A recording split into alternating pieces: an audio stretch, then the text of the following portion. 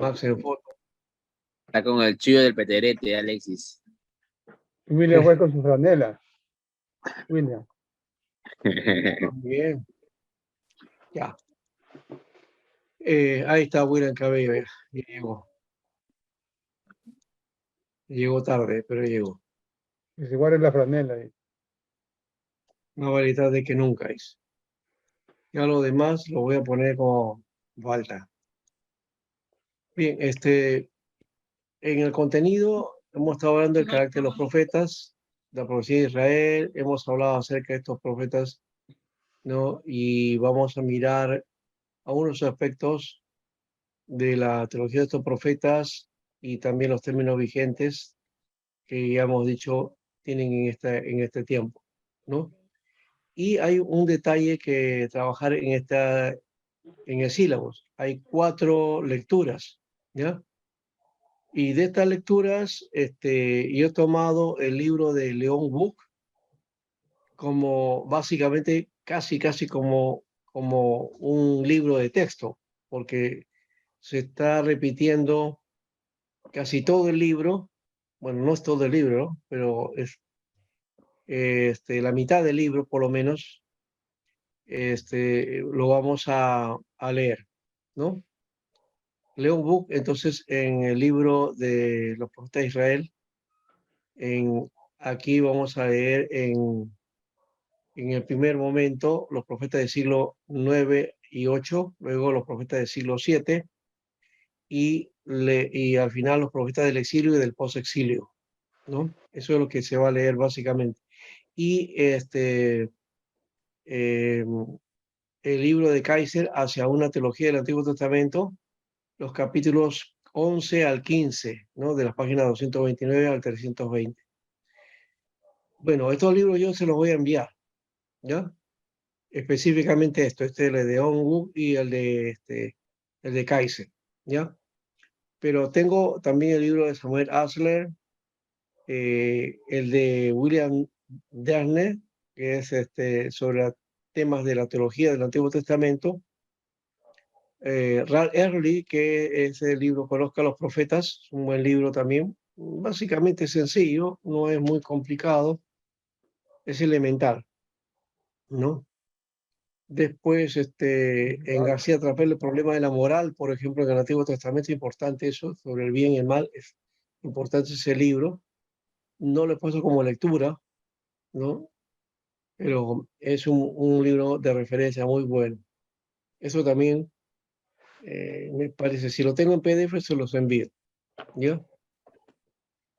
El de Amós, El Día del León, de J. Motier, eso no lo tengo en PDF, voy a ver si lo encuentro. El de Rabasi, si lo tengo en PDF, se lo voy a entregar. Los 12 profetas menores también lo tengo en PDF, ¿ya? Este de Secret también lo tengo en PDF, ¿ya? Y me parece que los cambié. Aquí había una lectura de este libro, pero solamente era del profeta Amós. Entonces lo he cambiado. Y acá está el León Wood también, y Walter Zimmerman sobre la ley y los profetas.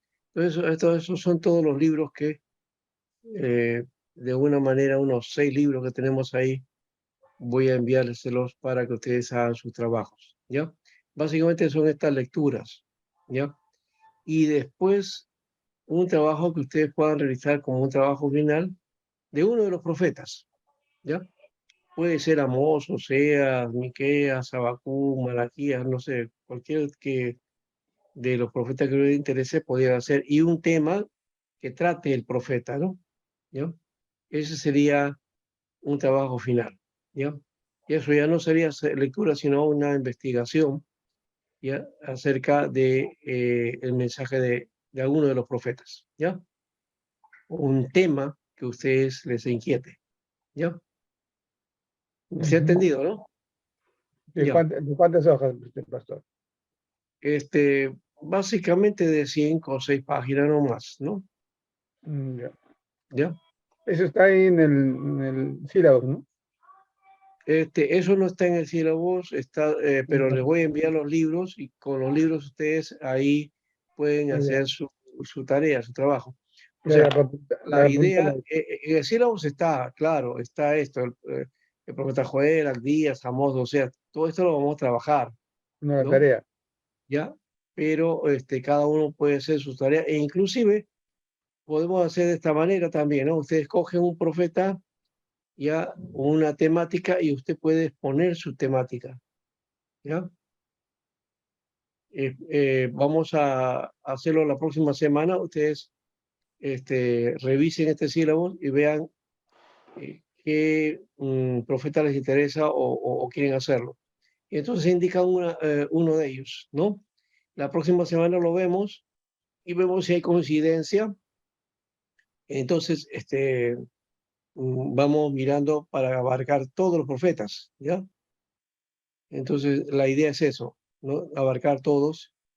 Y bueno, cada uno tiene su propia línea de pensamiento, pero en general tocar aquello que nosotros hemos dicho también al comienzo. Entonces, no habría problema en variar o cambiar en algún momento de profeta, o porque hay siempre el interés, a pesar de que gire su tema en alguna cuestión particular, siempre va a estar hablando de la justicia, ¿no?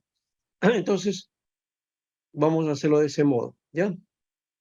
Entonces, Ya, la ¿ya? tarea que Entonces, dijo de un profeta de un tema es para la última semana. no, eso sería al final, de un profeta y su tema al final, pero ustedes pueden ir dando por ejemplo, en la intervención, cuando se toca al profeta, ya Ya. puede intervenir, ¿no? Si uno escogió ese profeta, va escogiendo, haciendo una especie de exposición del trabajo, ¿ya? Hasta donde tiene, y después lo va desarrollando hasta el final, y al final sí elabora su propuesta, ¿ya? Ujú.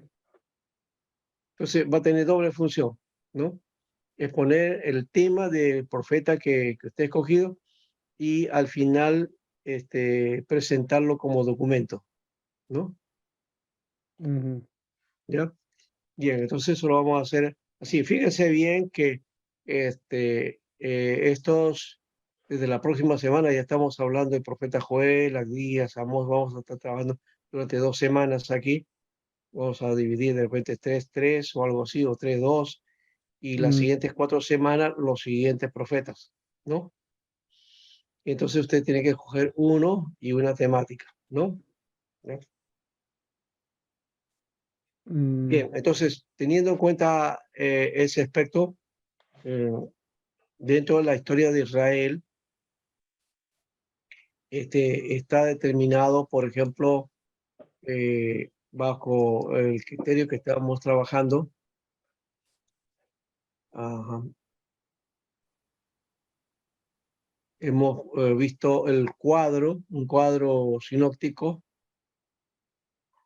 de cómo está trabajado entonces el profeta, vamos a ver, o el libro, el documento, y la historia sobre todo, ¿no? Acá está, creo que se había dividido. Ya, esto quería, sí. Ya, en este cuadro, ahí está básicamente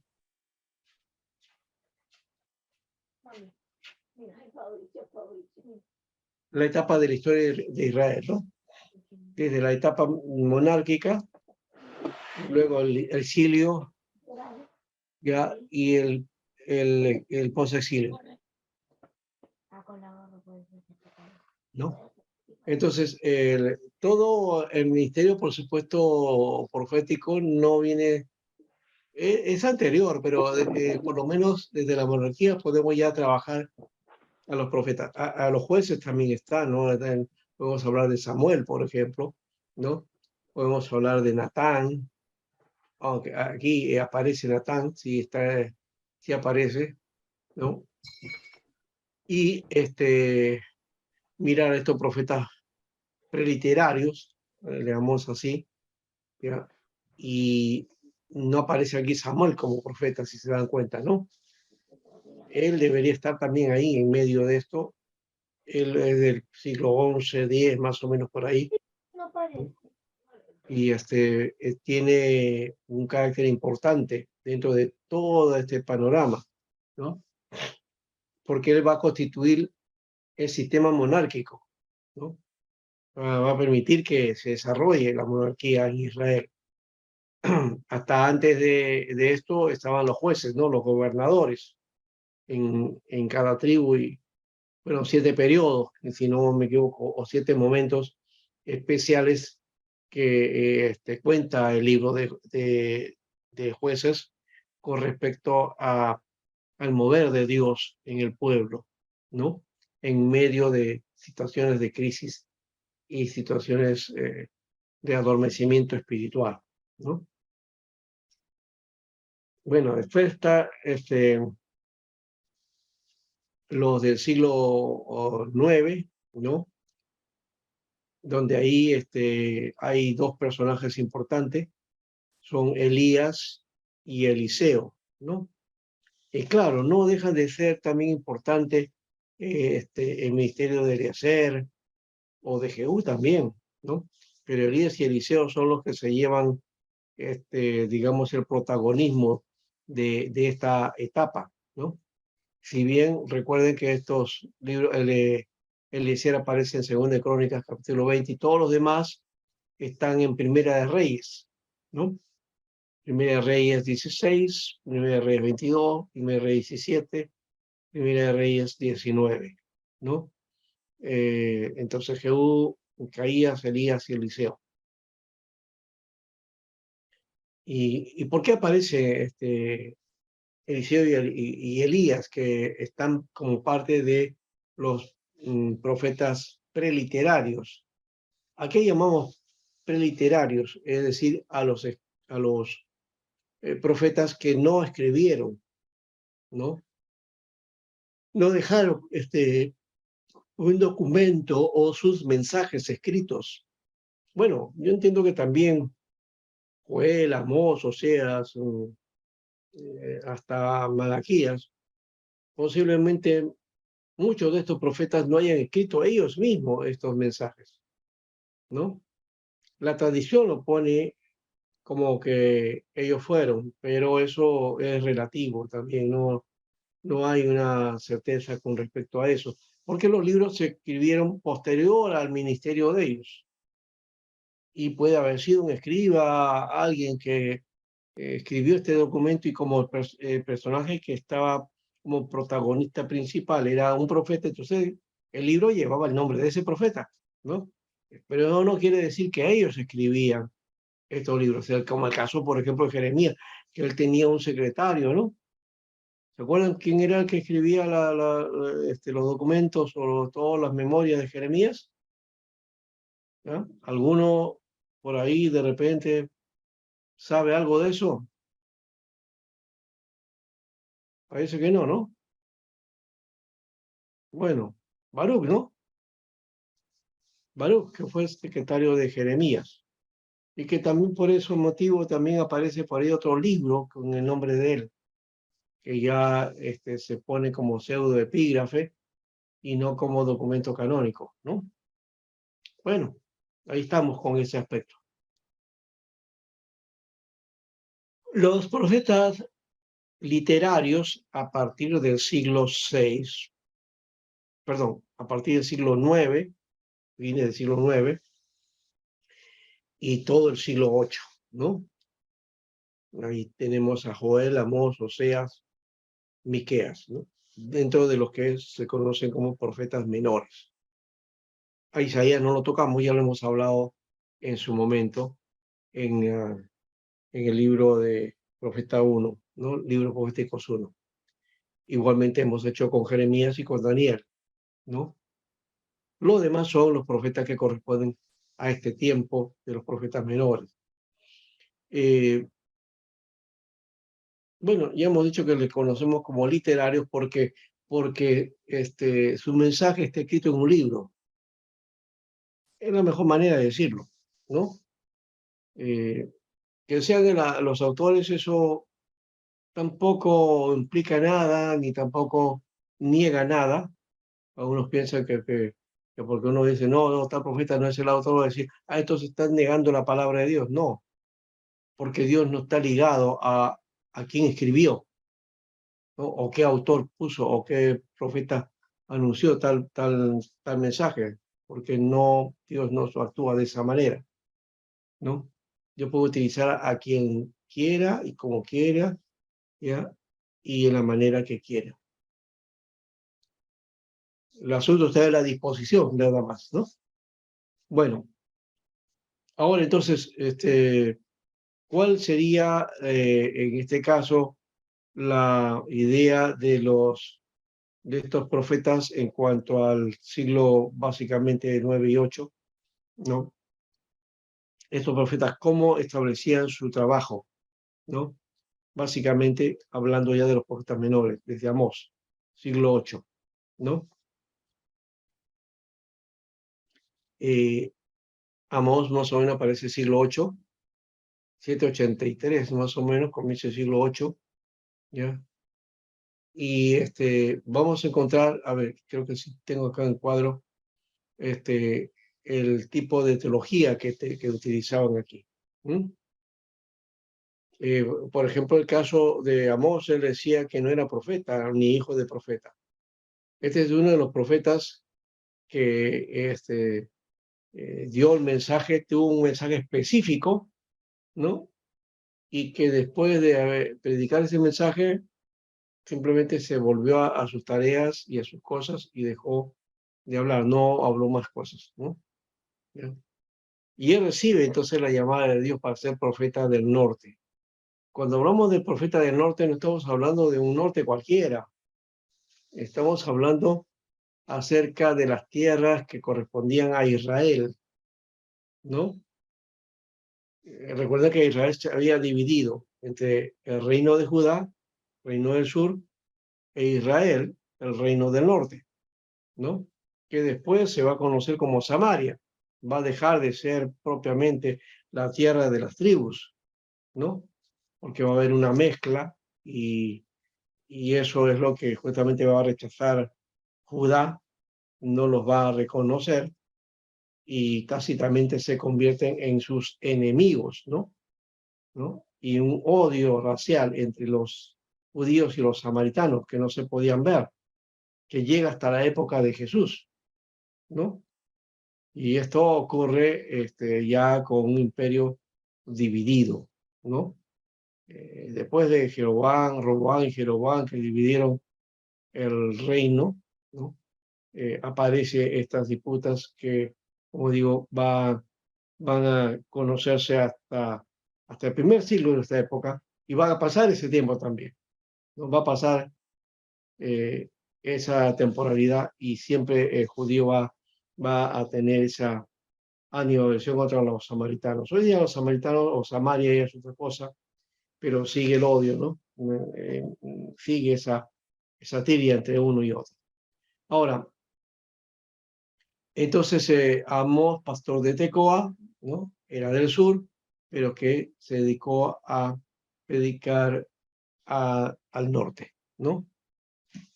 Era un recogedor de higo, dice, y como ya mencionamos, no era profeta ni hijo de profeta, o sea, quiere decir que no era uno dedicado a esta actividad, ¿no?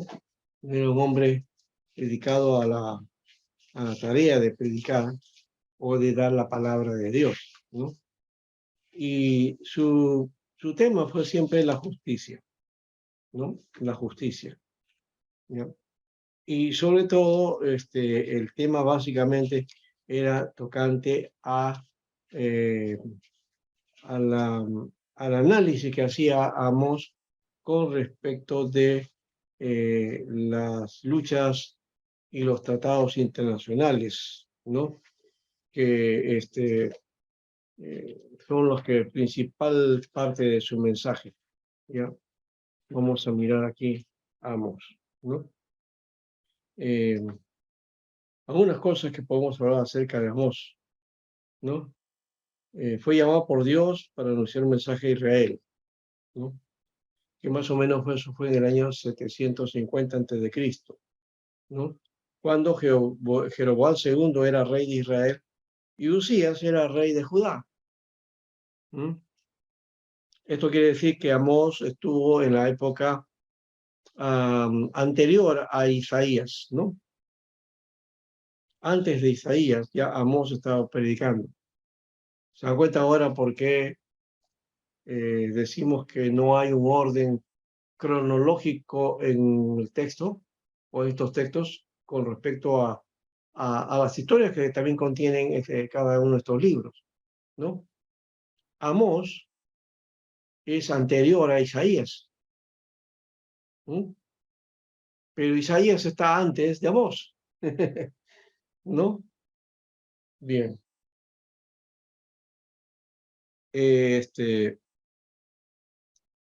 Más o menos, Israel había extendido su territorio y se había convertido en una nación rica, muy próspera, según Reyes 14, 23 al 29. ¿Mm? Pero en medio de esa prosperidad había ambición, opresión, soborno, explotación, falsa religión y un desprecio por la justicia. ¿Mm? Y estos fueron los pecados que Amós denuncia en su mensaje. ¿Mm? Y parece que anunció la mayoría de estos mensajes en Betel, un centro religioso situado en Israel, ¿no? Eso se ve en Amós 7:14 y 7:13. ¿Ya? Y también lo hizo en Samaria, ¿no? En la capital del país, ¿no? Capítulo 4, en el versículo 1, ahí aparece el nombre de Samaria. Bien, entonces ese es el panorama que nos encontramos de este Amós, ¿no? Y sobre todo aquí encontramos que al comienzo del libro, ¿no? Comienza el libro más bien con un mensaje de castigo que Dios va a mandar a las naciones vecinas de Israel, ¿no? Por su mal comportamiento. Ahí lo encontramos en el capítulo 1, a partir del versículo 3 hasta el capítulo 2, versículo 5, ¿no? Vamos a encontrar ahí a Siria, que está al norte, Filistea, que está al oeste, Tiro al norte, Edom al sudeste, Amón al este, Moab también al este y Judá al sur. Todas ellas serán castigadas, pero también va a ser castigada Israel. ¿No? Capítulo 2, versículo 6, del 3 al 2. ¿No? Ahí vamos a mirar entonces esta figura de cómo Dios entonces juzga a estas naciones. ¿No? ¿Y por qué castiga a Dios? Porque Israel dice que será castigada, ¿no? En realidad es porque Israel es el pueblo elegido y su responsabilidad es mayor. Por eso, aquí viene una cuestión importante. Cuando hablamos de Dios y cuando nos va a pedir responsabilidad de las cosas, a veces entendemos que no, que la iglesia va a ser protegida, ¿no? Y que Israel también está protegida, aunque de alguna manera Dios lo ha castigado, ¿no? Y la Biblia habla de castigo de Israel, ¿ya? Pero lo hace Dios porque es el pueblo elegido y su responsabilidad es mayor frente a las demás naciones. ¿Mm? Y aquí el profeta condena pues una serie de pecados, ¿no? ¿No? Los pecados que condena el profeta tienen que ver con la injusticia social en la nación. Una pequeña minoría se enriquecía a costa de los pobres.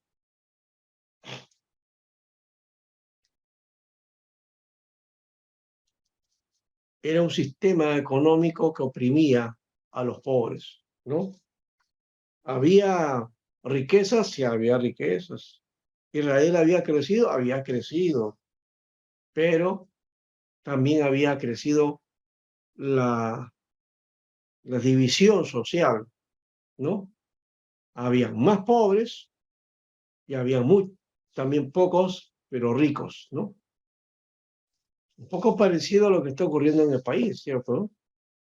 Hay grupos económicos que se han vuelto millonarios y que tienen una cantidad que cuando todo esto empezó no era nada, pero que han sabido explotar eso y quieren que ese sistema continúe.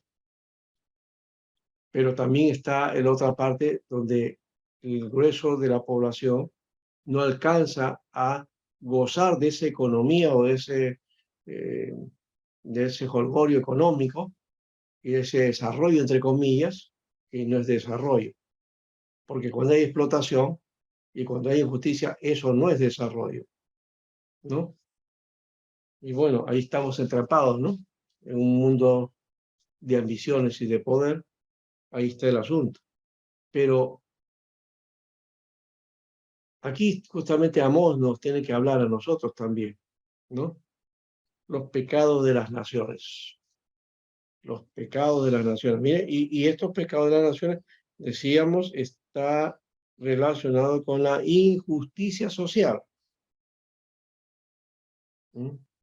Los jueces se dejaban sobornar y tardaba la justicia. Capítulo 5, versículo 12. Los pobres eran oprimidos, explotados, esclavizados en algunos casos, ¿no? Así que el profeta anuncia que Dios va a castigar a quienes cometen pecados tan terribles como estos, ¿no? Está en todos los libros, en todo alrededor de los libros. Capítulo 2, versículo 13 al 16. Capítulo 4, versículo 2 al 3.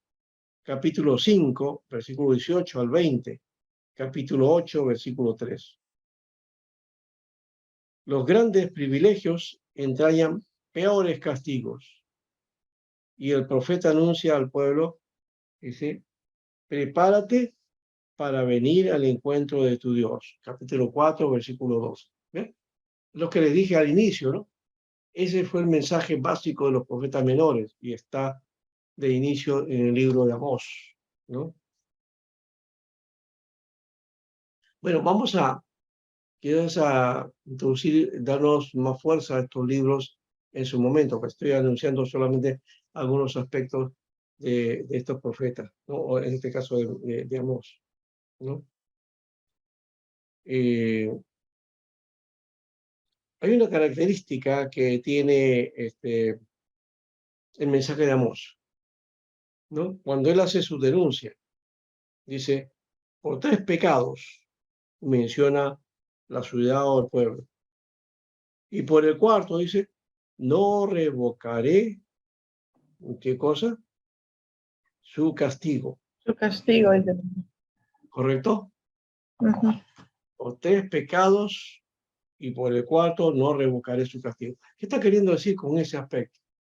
Eso de 3 pecados y un cuarto pecado. ¿Mm? Está hablando de la maldad de ese pueblo, ¿no? La maldad total, ¿no? Por 3 pecados y por el cuarto. O sea que hay más todavía, ¿no? Hay más. Es la idea de ese nivel de pecado y degradación al cual habían llegado estos pueblos, ¿no? Entonces, esta es una característica, ¿no? Y ya hemos dicho que cada uno tuvo su elemento, ¿no?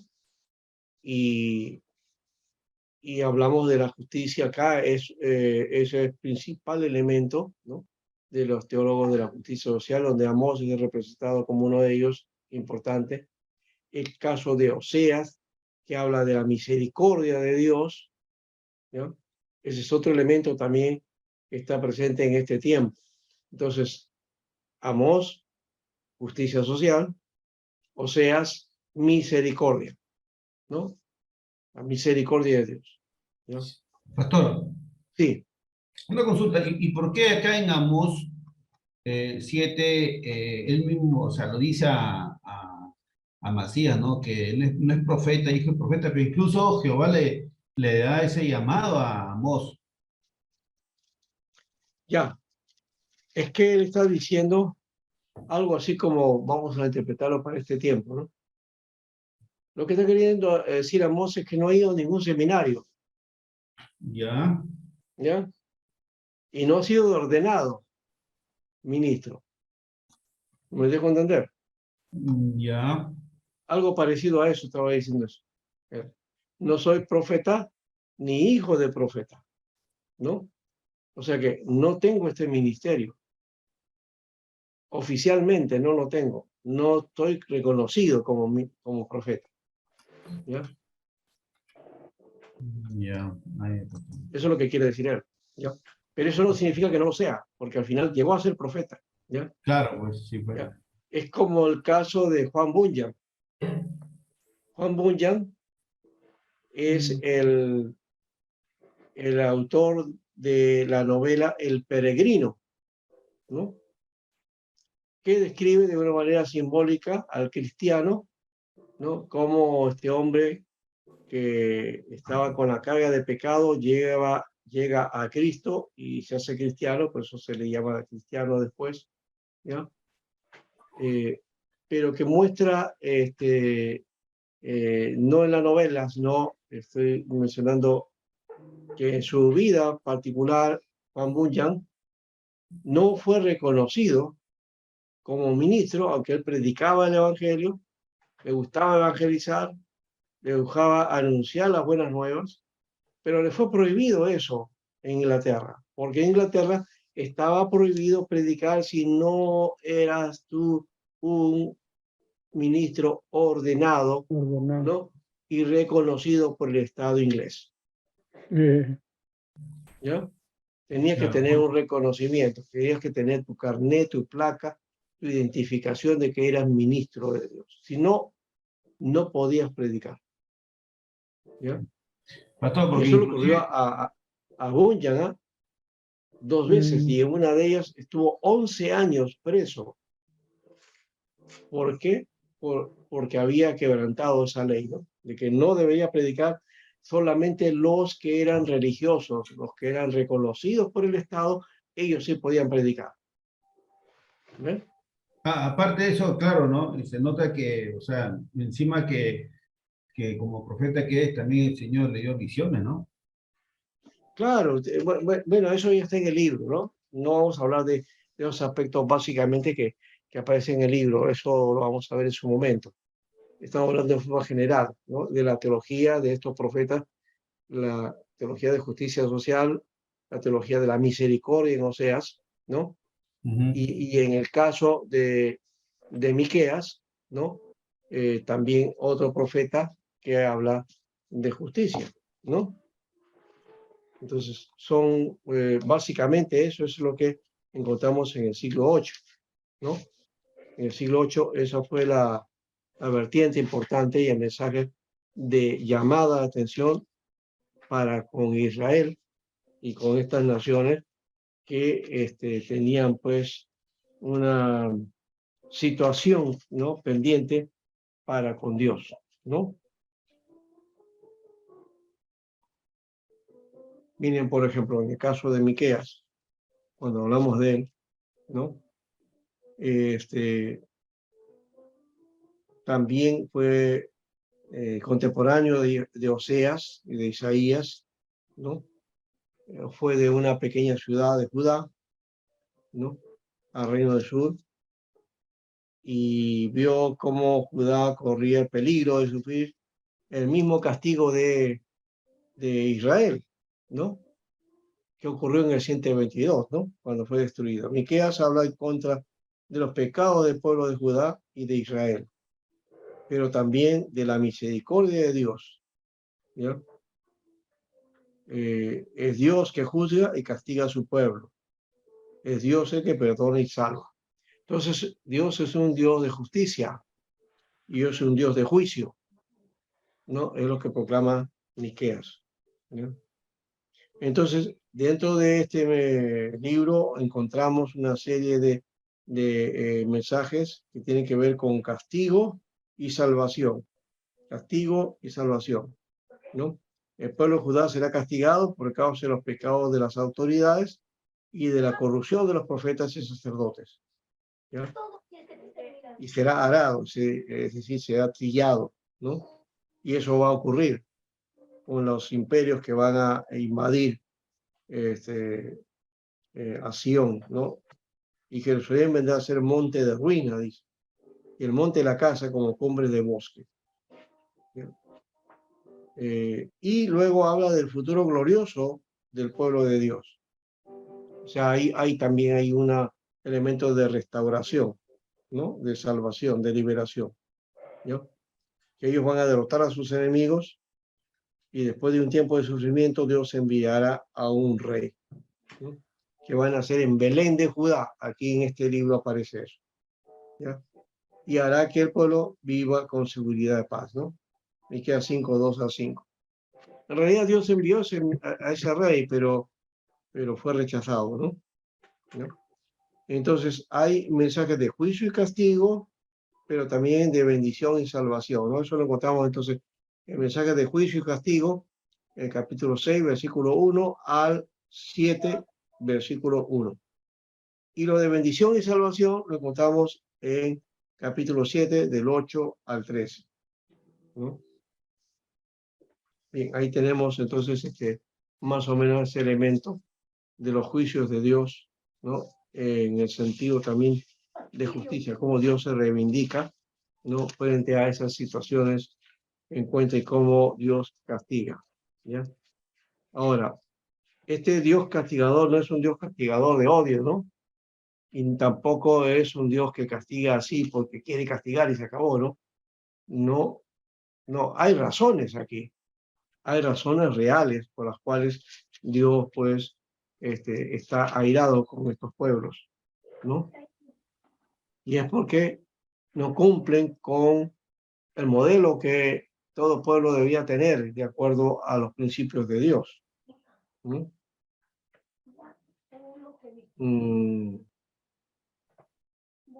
El caso de Oseas está escrito como el primer libro de los 12 profetas, ¿no? Pero es más o menos profetizado en el 750 al 730. Eso quiere decir que antes de la invasión a Samaria, ¿no? O más o menos por ese tiempo, al final de eso, ¿ya? Al final del reinado de Jeroboam II, rey de Judá, ¿ya? Y a los 5 años anteriores a la conquista de Samaria, capital del reino del norte, ¿no? ¿Ya? Y por parte de quién, de los asirios, ¿no? Que invaden el 722, no se olviden. El 722 fue la invasión asiria, ¿no? Sí, la invasión asiria al reino del norte. O sea, entonces anunció estos mensajes de Dios a Israel, al reino del norte, e incluyó al pueblo Judá también, al reino del sur. Y como ya dijimos, tiene que ver con un mensaje de misericordia, ¿no? En la misericordia de Dios. Y lo refleja en esa relación de matrimonio tan dispar, ¿no? Y tan extraño, ¿no? Yo mandando al profeta que se case con una mujer, ¿no? De familia contraria al pueblo de Dios, ¿no? Una mujer Claro. ahora, ¿no es cierto? Y que era familia pues de adivinos, de brujos, ¿no?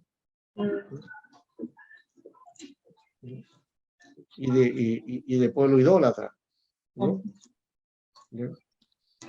Entonces, eso va a ir a considerar la infidelidad que tenía el pueblo de Dios para con Israel, perdón, para con Dios, ¿no?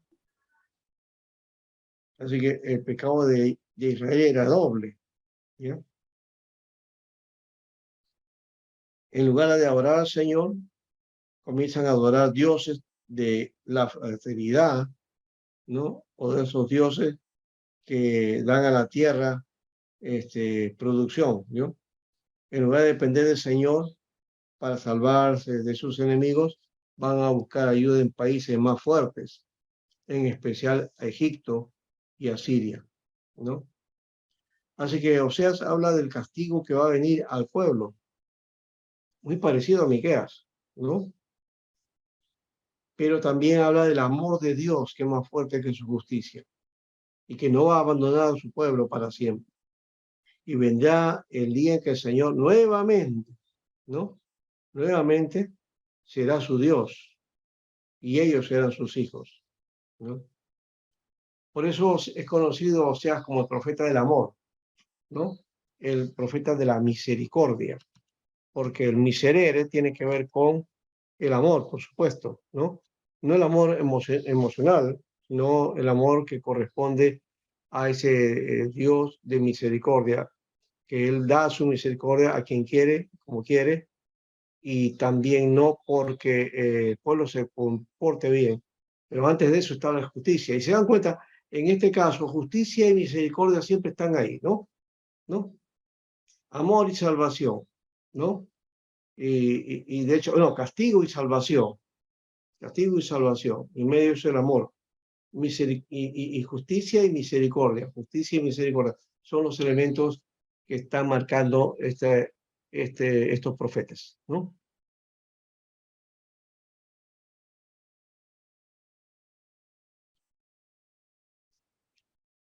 Ahora, los profetas que nos faltarían en este caso son los otros del siglo VI, ¿no? Los del siglo VI, ¿ya? O los que están ligados entre el 6, ¿no? ¿Qué tipo de ministerio hacían y qué teología, ¿no? En algunos casos hay varias formas ahí, características que plantean estos profetas, pero muchos de ellos eran de corte mesiánico, hablaban del reino, de un reino. Ya Miqueas estaba hablando algo de eso también, pero los siguientes van a hablar acerca del reino. Y también, claro, la justicia de Dios está ahí, el castigo de Dios, pero también está presente la misericordia, ¿no? Y qué es lo que Dios quiere o pide, ¿no? Para con su pueblo, ¿no? Eso creo también es necesario recordarlo o tomarlo en cuenta porque no siempre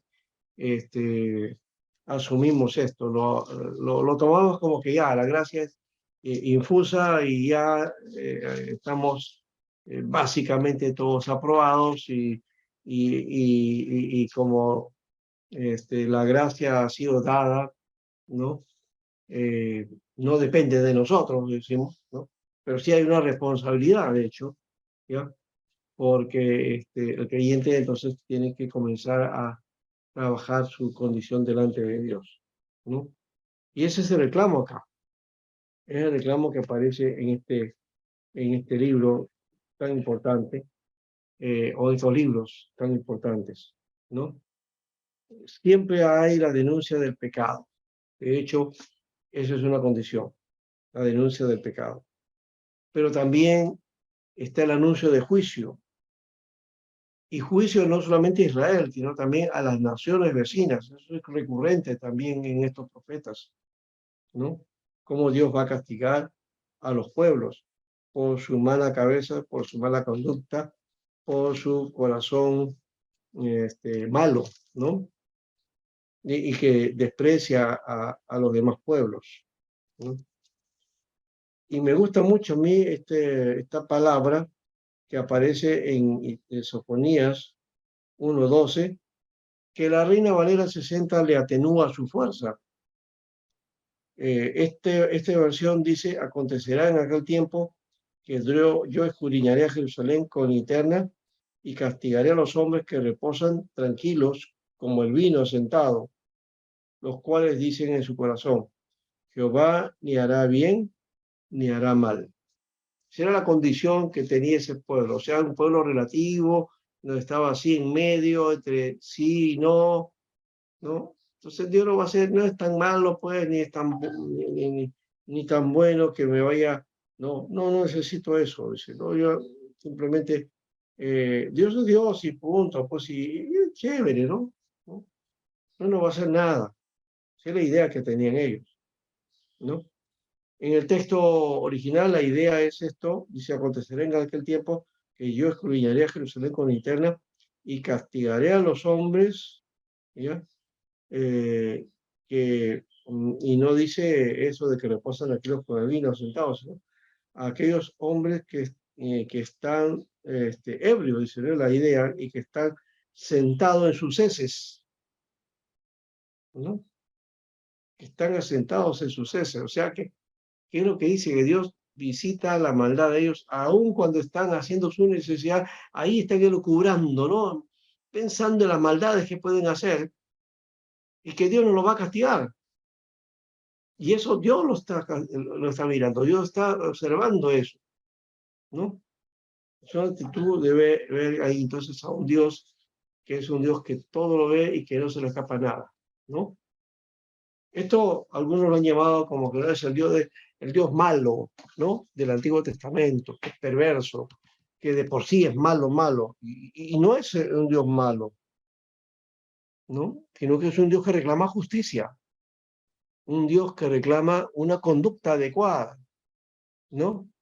Y que esa conducta adecuada se va a ver en las relaciones sociales, en comportamiento de uno, ¿no? Entonces, no es solamente el aspecto de lo ético-social, que ha sido propiamente lo que el mundo evangélico siempre ha tomado como en cuenta, ¿no?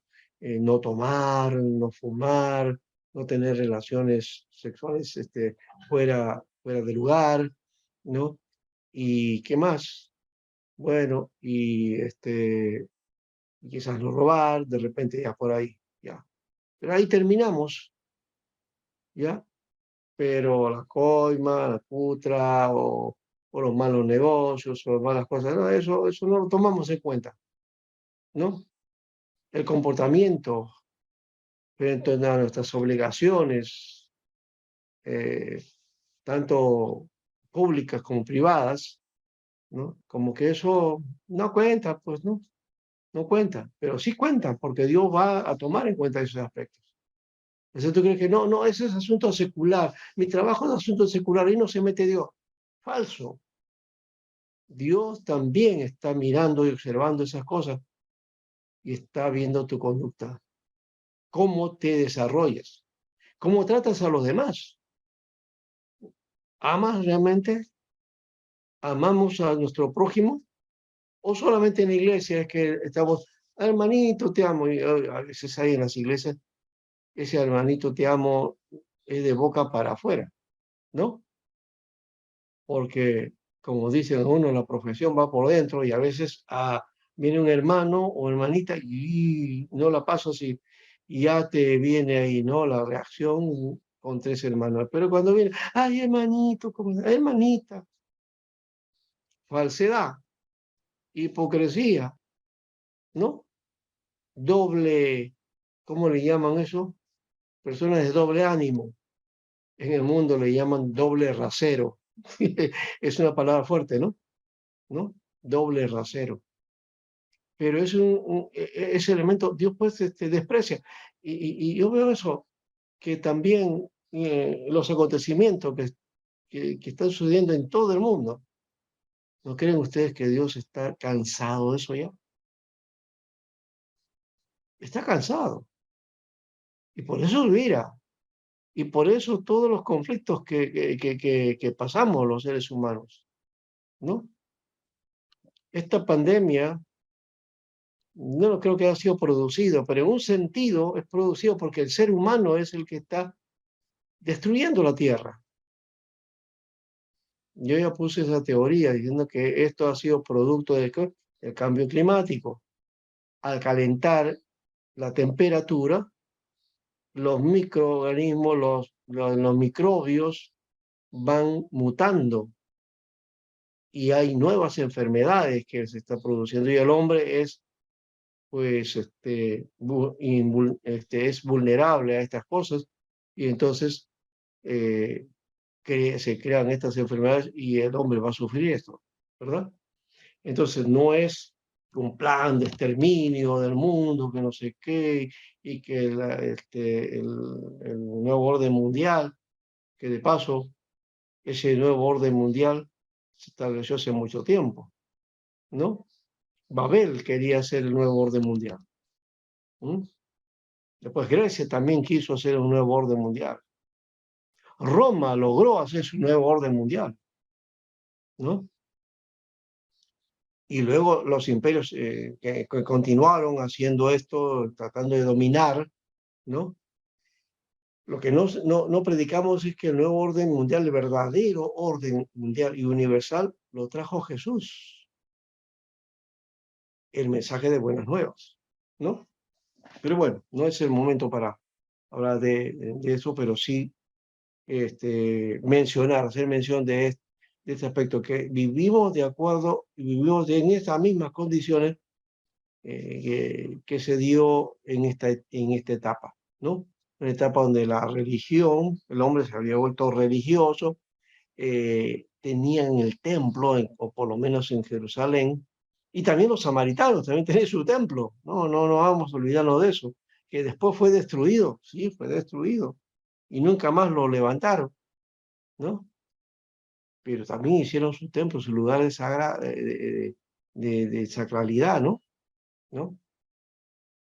Y entonces, creyendo de que cumpliendo con el templo y con los requisitos del templo y los sistemas de sacrificio, con eso bastaba, ¿no? No había acto de arrepentimiento, un acto de contrición, ¿no? De cambio. Y eso es lo que está hablando estos profetas. Anuncian la necesidad de cambio, de un cambio profundo, ¿no? Y eso está vigente hasta ahora, porque parece que la naturaleza humana repite las condiciones. Y no sé si esto tiene que ver con la historia en el sentido de que hay que conocer la historia, sino estamos condenados a repetirla. Y yo lo digo en general, porque la frase en realidad dice que los pueblos que no conocen su historia, ¿ya?, están condenados a repetirla, dice, ¿ya? Pero yo voy al ser humano que no conoce la historia, de cómo se desarrollan los pueblos, entonces está condenado a repetir en ese mismo plato, ¿no? Y las condiciones.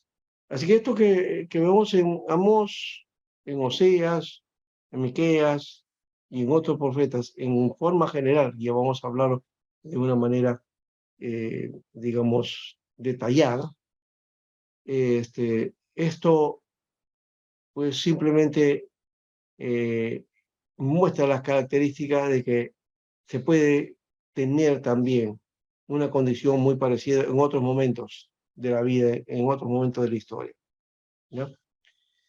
Algunos, por ejemplo, piensan que estamos en el fin de los tiempos, el final de todo. Pero estas cosas que están ocurriendo ya ocurrieron también en otros momentos. Ya ocurrieron en otros tiempos y peores todavía, más complicados que estos. Pero a nosotros nos parece apocalíptico esto, ¿no? Uy, terrible, ya es el fin del mundo.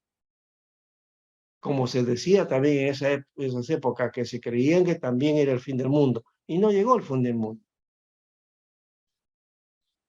Entonces, hay agoreros de noticias malas, ¿no?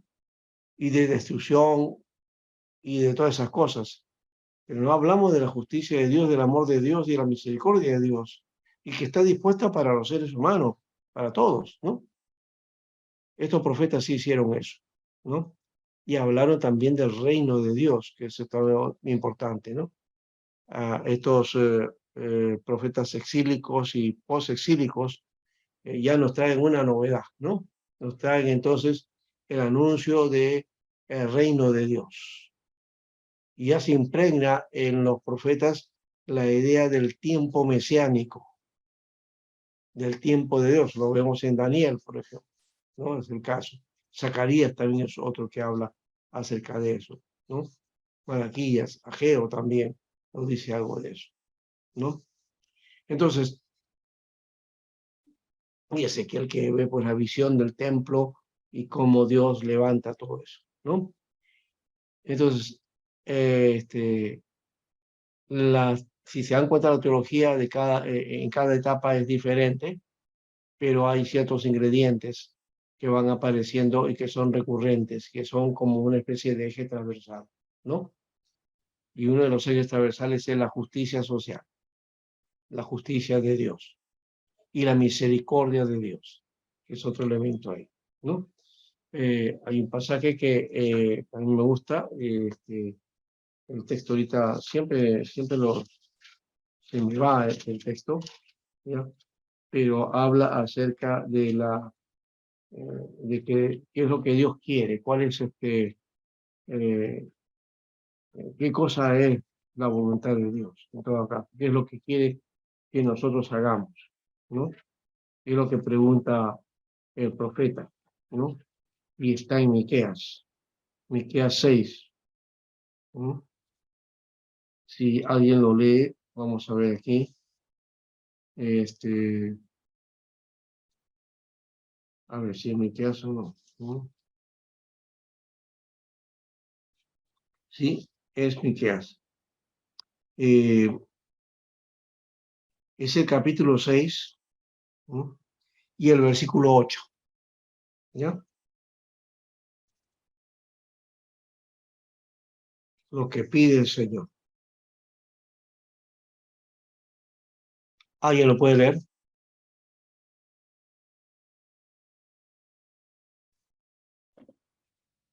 ¿Cuál era? Oseas. Miqueas 6, 8. Ya.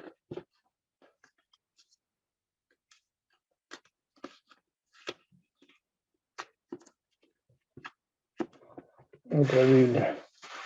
Otra Biblia.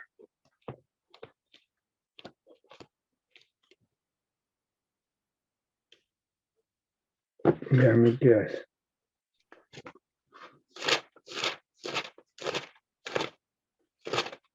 ¿Ya lo encontraron? Sí, Miqueas 6:8. Dice, oh hombre, él te ha declarado lo que es bueno y qué pide Jehová de ti. Solamente hacer justicia y amar misericordia y humillarte ante tu Dios. 3 cosas que pide el Señor. En el Antiguo Testamento está declarado eso, pero también eso está vigente para nosotros hoy también. ¿Qué es lo que Dios quiere? ¿Qué es lo que ha declarado? Lo que es bueno. Solamente pide esto: hacer justicia, amar misericordia y humillarte ante tu Dios. 3 cosas: justicia, misericordia y humillarnos ante Dios.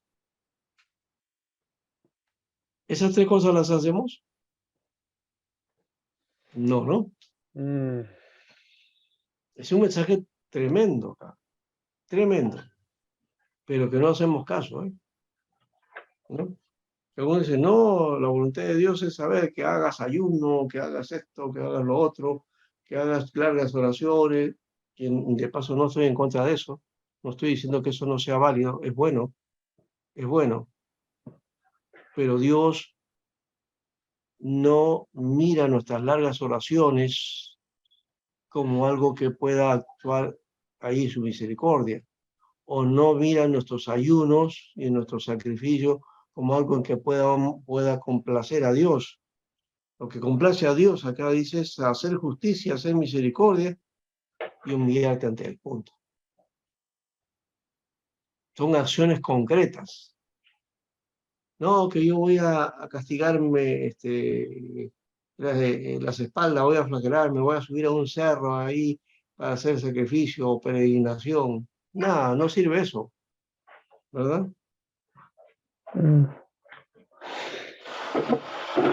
Este mensaje está dentro de un mensaje que comienza así. En el versículo 6 dice, mire, ¿con qué me presentaré ante Jehová y adoraré al Dios Altísimo? ¿Me presentaré ante él con holocaustos? ¿Con becerros de un año? Pregunta. ¿Se agradará a Jehová de millares de carneros o de 10.000 arroyos de aceite? Daré mi primogénito por mi rebelión, el fruto de mis entrañas por el pecado de mi alma. Nada. O sea, acá está hablando de todo el aspecto ritual, ¿no? Puedo hacer esas cosas y puedo cumplir con eso, pero no es lo que pide el Señor, ¿no? ¿Cómo entonces me voy a presentar ante Dios? Haciendo justicia, haciendo misericordia y humillándonos ante Dios. Y luego por eso, mire cómo ilustra en el versículo 1, dice, la voz de Jehová clama a la ciudad. Es sabio temer a su nombre. Entonces la gente de la ciudad estaba embebida en sus cosas y olvidándose de Dios. Pero dice el Señor, prestad atención al castigo. ¿Y a quién lo establece? Hay aún en casa del impío tesoro de impiedad y medida escasa que es detestable. ¿Daré por inocente al que tiene balanzas falsas y bolsas de peso engañosas? Está hablando de la corrupción. Sus ricos se colmarán de rapiña y sus moradores hablaron mentira y su lengua es engañosa en su boca. Por eso yo también le hice enflaquecer hiriéndole, asolándote por tus pecados. Comerás y no te saciarás, y tu batimiento estará en medio de ti. Recogerás, mas no salvarás, y lo que salvares lo entregaré yo a la espada. Sembrarán, mas no segarán. Pisarán aceitunas, mas no ungirás con el aceite. Y mosto, mas no beberás el vino. Porque los mandamientos de Onri se han guardado, y toda obra de casa de Acab. En los consejos de ellos anduviste, para que yo te pusiese en asolamiento, y tus moradores para burla. Llevaréis, por tanto, el oprobio de mi pueblo. Habían entrado en la idolatría, ¿no? Habían abandonado a Dios, básicamente, y por eso que hacían injusticia, maldades y todo eso, y no había misericordia en el pueblo. Y eso es lo que Dios está reclamando. Tremendo, ¿no? Ahora, entonces, ¿cómo hacer? Y estoy hablando de forma general, todavía no hemos tocado en detalle cada una de las cosas, pero esto general ya nos está marcando, entonces, la actitud de estos profetas. Entonces, no es lo que a veces pensamos nosotros, que estos profetas pues nos están dando visiones del cielo, de que nos anunciaban el futuro, el reino, y que no sé cuánto, y por allá. No. Estaban mirando la condición y la perdición y la pudrición de su pueblo. Y cuánta necesidad hay de tener estos profetas hoy día, que hablen de las miserias y de la situación en que nos encontramos, ¿no? Y que nos levantemos de esta situación, ¿no? Que somos a veces indiferentes, ¿no? Estamos como que aturdidos, atontados, y las iglesias tampoco están bien, ¿no? Hablando de avivamiento, el país se está hundiendo, ¿no? Dios va a hacer maravillas, pero el pueblo se está hundiendo, ¿no? Y cada uno hace lo que quiere, por aquí, por allá, y hacen su conflagración por acá el otro, su difamación por allá, su infamia el otro por allá, todos haciendo maldad. Qué terrible cuadro, ¿no? Pero es el cuadro que estaba en épocas de estos profetas, ¿no? Bueno, ¿qué les ha parecido este aspecto? Vamos a ir a una charla ya de ustedes, ya he hablado bastante, me parece, con respecto a esto, pero es un cuadro desgarrador, ¿verdad? Pero también en el fondo hay esperanza, porque estos profetas sí apuntan a esperanza, es otro mensaje importante también, ¿no? De anuncio de buenas nuevas, ¿no? Eso sí lo vamos a encontrar en estos libros. Pero bueno, ahí estamos entonces. A ver.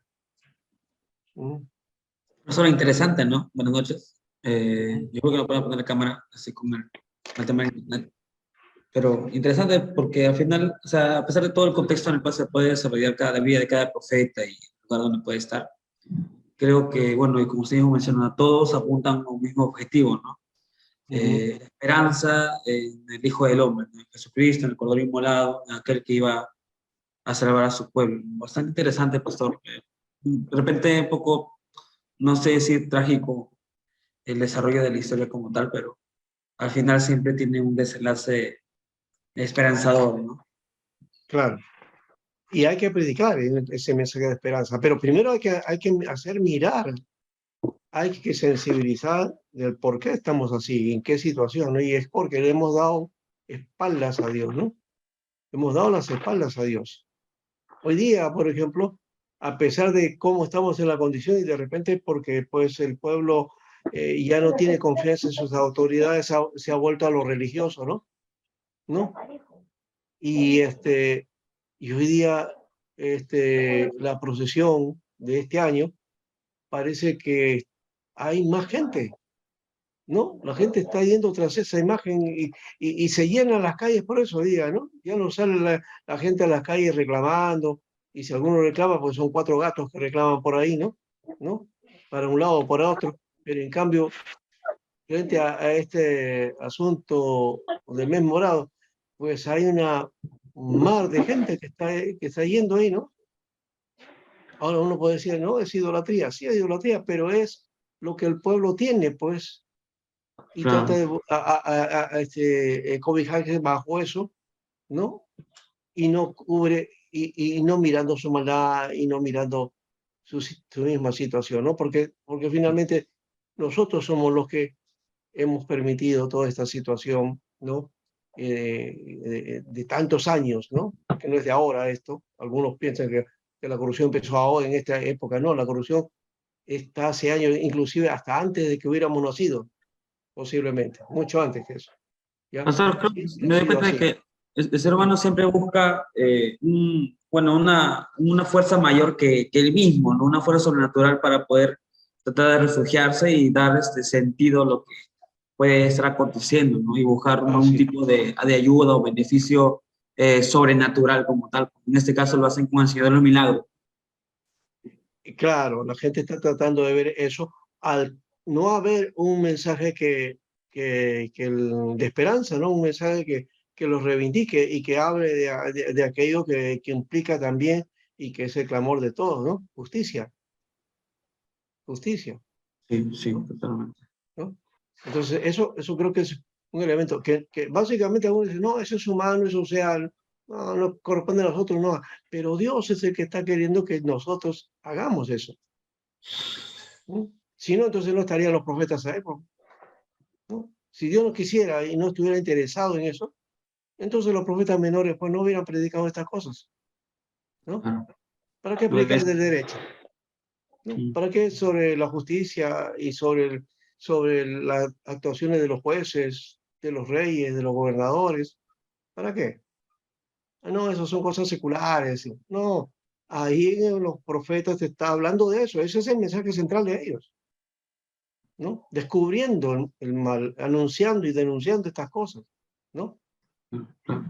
Y por eso que yo siempre he dicho que cada vez que alguien habla de estas cosas, yo lo veo como un profeta, ¿no? Porque tiene las características, cuando habla, de estos profetas menores, ¿no? Que hablan y denuncian estos males, ¿no? Que son pocos, lastimosamente, los que hablan. Tú no vas a ver esto en televisión, no lo vas a escuchar en ninguna parte, o quizás por ahí en algunas redes, por ahí aparecen algunos de estos mensajeros o que hablan acerca de esto, ¿no? Pero no lo vas a encontrar así porque ni en las iglesias hablamos de estas cosas. No, no, no es solo hay que tocar, ¿no? Es Entonces, cierto. quiere ganar las almas, pero solamente de una manera, ¿no? Espiritualizada, pero olvidándonos de la realidad y de que los males, no, esos males al final, el mundo va a desaparecer, eso no interesa, nosotros nos vamos al cielo, ¿no? Un mensaje egoísta, ¿no? Yo me voy con él, ¿no? Yo no me quedo, me voy con él, ¿no? Acá, acá vendrá pues el castigo, el juicio, pero yo me voy, ¿no? Ya trepo mi avión hacia arriba, ya está, ya arreglé mi problema, pero no hago mi función, no cumplo con ser luz y sal, Y los profetas fueron eso, hermano. O sea, yo veo esto que lo estoy anunciando a ustedes, no siempre se da, y quizás puedo estar exagerando un poco yo también, pero es el mensaje que yo veo en los profetas. No puedo hablar acerca de los profetas menores de otra manera. No puedo, porque ahí está, es claro. Lean ustedes a cada de estos profetas y se van a encontrar con esto así. Difícil. No, lo que hay que hacer es espiritualizar el mensaje, ¿no? Ya de plantearlo el asunto, y somos, para eso somos expertos, ¿no? No es que el pueblo está apartado de Dios y entonces hay que cumplir con la ley, hay que acercarnos de nuevo, ¿no? Entonces hay que arrepentirse, ya, nos arrepentimos. Perfecto. Pero ahora en ese arrepentimiento, ¿estamos haciendo justicia? ¿Estamos haciendo misericordia? ¿Nos humillamos ante Dios? ¿Mm? Algunos dicen, yo soy la niña de los ojos de Dios, hoy Dios me cuida, como diciendo, Dios es el que, mi chochera, ¿no? Ah, y no me va a hacer nada, yo soy favorito de Dios, soy su hijo, ¿no? Mi papito. Y no es así. Dios, hay que también tener reverencia delante de Dios y temor ante su presencia, ¿no? Qué tremendo. Bueno, ahí tenemos eso, pues, hermano. Espero que este mensaje, o lo que hemos hablado hoy día, no lo veamos de forma negativa, ¿no? Sino que miremos nuestra condición delante de Dios, siempre viendo eso, porque la justicia del hombre, dice la Biblia, que es como trapo de inmundicia ante Dios. Y eso es lo que estamos viendo, es verdad. Cuando no estamos haciendo la justicia de Dios, cuando no hacemos lo justo y lo correcto delante de Dios en nuestra sociedad, y denunciando el pecado de los males sociales, entonces simplemente no estamos cumpliendo con nuestra función, ¿no? Necesitamos entonces a ese nuevo hombre, mostrar al nuevo hombre en Cristo, ¿no? Que accione frente a las situaciones que estamos viviendo, como Oseas, como Amós, como Miqueas, como Ezequiel, ¿no? Aún claro, Ezequiel era más visionario, más mirado para otras cosas, sí, pero también con los pies en la tierra, ¿no? En fin, ahí estamos. Muy bien, ¿qué dicen entonces nuestras hermanas? Aide, Leila, de repente a ver qué cosas voy a decir antes de terminar este tiempo, y luego pasamos a ver también las cuestiones de las lecturas, ¿no? Y que les voy a enviar entonces el material de las lecturas, lo voy a pasar al WhatsApp y ahí ustedes lo pueden bajar, ¿no? Muy bien. Hermana Aide, hermana Leila.